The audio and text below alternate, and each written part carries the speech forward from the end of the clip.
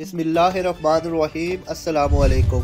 आपको सबसे बड़ी खबर से आगाह करते हैं कि पंजाब पुलिस की वर्दी एक बार फिर तब्दील किए जाने का फैसला। पंजाब पुलिस के आला अफसरान पंजाब पुलिस की मौजूदा ग्रीन यूनिफॉर्म के रंग से गैर मुतमिन हैं।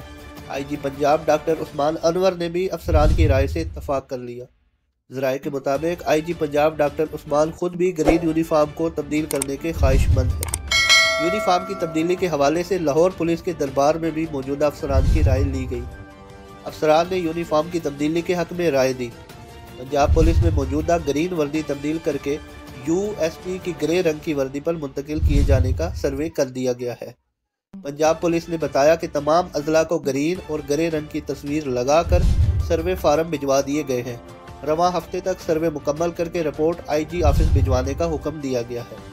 तमाम अजला की रिपोर्ट के बाद कवानीन को मद्देनजर रखकर वर्दी तब्दीली के हवाले से फैसला आला सतही इजलास में आईजी पंजाब करेंगे।